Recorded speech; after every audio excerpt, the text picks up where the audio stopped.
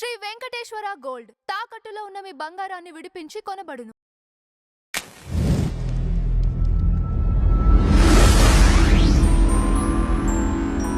గురుదేవ, ఈ మధ్య కాలంలో అందరికి వచ్చిన ఒక డౌట్ ఏంటంటే, ఒకే జాతకాన్ని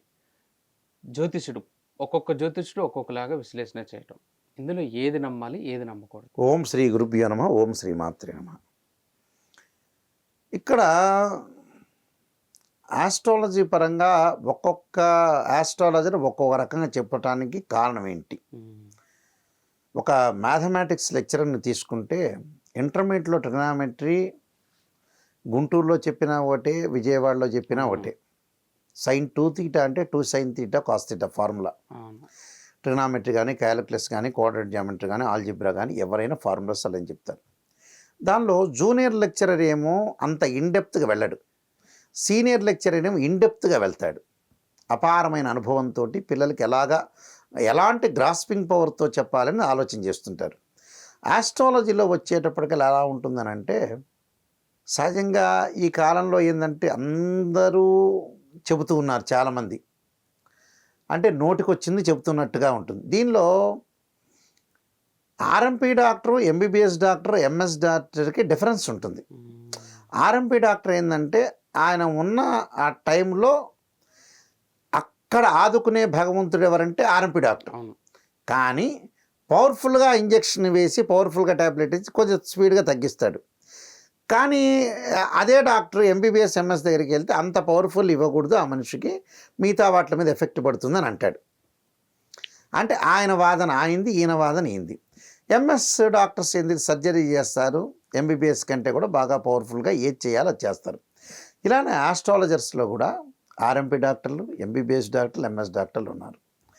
ప్రజలు ఏం చేస్తారంటే ఎవరు కరెక్ట్గా చెప్పగలుగుతారు అనేది వీళ్ళు అనాలిసిస్ చెయ్యరు.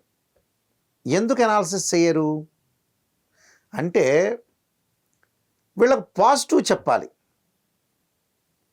అంటే మీ అబ్బాయికి ఎలా ఉందని అంటే, మీ అబ్బాయికి అండి ఈ సంవత్సరమే పెళ్ళి అవుతుంది, అందమైన అమ్మాయి వస్తుంది, మంచి జాబ్ ఉన్న అమ్మాయి కోడలు వస్తుంది, హ్యాపీగా ఉంటారు, అంతా బాగుంటుందండి, రేవంత్ రెడ్డి గారి తర్వాత మీ అబ్బాయి ముఖ్యమంత్రి అని చెప్పాలి. అది అంటే అలా చెబితే వీళ్ళు హ్యాపీ అవుతారు.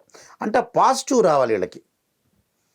అంటే జాతకంలో ఏ చెడు ఉన్నా కూడా అలా చెప్పకూడదు, చెబితే ఇంట్రెస్ట్ ఉండదు మనిషికి. ఏంటంటే సత్యాన్ని గ్రహించుకునే శక్తి భగవంతుడు ఇవ్వాలి వీళ్ళకి. అసత్య ధోరణిలో ఉండాలి, అంటే సత్య దూరం అంటారు. అంటే అసత్యంలో ఉండి పాజిటివ్ అనేది బాగా ఇంట్రెస్ట్ ఎక్కువ మన వాళ్ళకి. పాజిటివ్ వల్ల ఏంటంటే ఈ ఆస్ట్రాలజర్స్ కొంతమంది ఏం చేస్తున్నారంటే, పాజిటివ్ అమ్మ ఈ మ్యాచింగ్ చేసేటప్పుడు గుణాలప్పుడు కూడా 18 గుణాలు వచ్చినాయి, హ్యాపీగా పెళ్లి చేసుకోపోండి అంటారు. తర్వాత ఫెయిల్ అయిపోయిన తర్వాత అదిగోండి గురువుగారు చెప్పినట్టే మేము చేసాము అని చెబుతారు. వీళ్ళు ఏం చేస్తారంటే వాళ్ళకు అనుగుణంగా వీళ్ళు జాతకాన్ని చెబుతారు. వీళ్ళు చెప్పించుకునేవాళ్ళు కూడా అలాంటి వాళ్ళే, 100% అందులో డౌటే లేదు ఆ విషయంలో.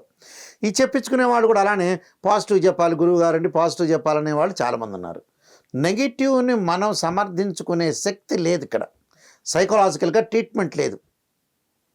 అందువల్ల ఇక్కడ ఆస్ట్రాలజర్స్ కొంతమంది మిడిమిడి జ్ఞానం వాళ్ళు ఉన్నారు. ఫుల్ ప్లెడ్జ్డ్ ఆస్ట్రాలజర్ దగ్గరికి వీళ్ళకి అదృష్టం ఉండాలి, వాళ్ళ దగ్గరికి వెళ్ళటానికి అదృష్టం కూడా కలిసి రావాలిగా. మంచి ఆస్ట్రాలజర్ దగ్గరికి అప్రోచ్ కావాలంటే వాళ్ళకి అదృష్టం కూడా ఉండాలి. ఆ మంచి ఆస్ట్రాలజర్స్ చాలా తక్కువ మంది ఉంటారు. ఆ తక్కువ మంది కూడా సమయంలో కానీ ఉండలేకపోతాడు. ఇప్పుడు మా నాన్నగారు లాంటి వాళ్ళు ఉన్నారు, ఆయన పెద్ద పండితుడు, జ్యోతిష్య పండితుడు, లేరు ఇప్పుడు, సంవత్సరం చనిపోయారు. అలానే మధురకృష్ణ శాస్త్రి గారు ఉన్నారు రాజమండ్రి, వాళ్ళందరూ లేరు.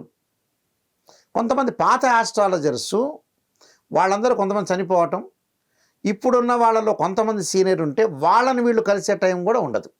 ఎందుకంటే అసలు వాళ్ళని వీళ్ళు కలవాలంటే అదృష్టం కూడా ఉండాలి వీళ్ళకి. అందువల్ల ఆస్ట్రాలజర్ ఏం చేస్తారు, ఒక ఆస్ట్రాలజర్ ఒక రకంగా చెబుతాడు, ఇంకో ఆస్ట్రాలజర్ ఇంకో రకంగా చెబుతాడు. దీనికి కారణం ఏంటంటే వాళ్ళు వెల్ క్వాలిఫైడ్ పర్సన్స్ కాకపోవటం. అంటే వంశపారంపర్యంగా చెప్పటం అన్నా రావాలి, లేకపోతే ఎంఏ ఆస్ట్రాలజీ తెలుగు యూనివర్సిటీలో అన్నా చేయాలి, దాని మీద ఒక రీసెర్చ్ చేయాలి, కొన్ని బుక్స్ రాయాలి.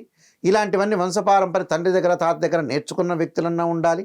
ఇలా లేకుండా ఏం చేస్తున్నారు, ఎవడు వాడు ఇప్పుడు షాపు కనుక తెరుచుకున్నట్టుగా ఎవడు వాడు 2 పుస్తకాలు ఏదో చదివి అమ్మడి ఆస్ట్రాలజీ పరంగా చెప్పేవాళ్ళు ఎక్కువ మంది అయ్యారు. అందువల్లే కదా ఇప్పుడు అడుగుతున్నది ఏంది, వితండవాదువులు ఉన్నారు కదా, హేతువాదులు. అయ్యా భూమి తన చుట్టూ తాను తిరుగుతుండే, భూకేంద్ర సిద్ధాంతమా సూర్యకేంద్ర సిద్ధాంతమా, అసలు గ్రావిటేషన్ ఏంటి, గురుత్వాకర్షణ శక్తి ఏంది, ప్లానెట్స్ యొక్క పొజిషన్ ఏంది, ఇవన్నీ వాళ్ళు అడగటానికి కారణం ఇదే. ఆస్ట్రాలజీ పరంగా ఏంటంటే ఆస్ట్రానమీ తెలిసి ఉండాలి, ప్లస్ ఆస్ట్రాలజీ తెలిసి ఉండాలి, భావాధిపతులు రాస్యాధిపతులు ఇవన్నీ ఉన్నాయి. ఇవన్నీ కూడా వీళ్ళు కరెక్ట్గా అనాలిసిస్ చేయలేని జ్యోతిష్యులు చాలామంది ఉన్నారు. అతి మంచి జ్యోతిష్యులు చాలా తక్కువ మంది ఉన్నారు. ప్రజలు వీళ్ళని కనెక్ట్ కావట్లేదు, అది విషయం.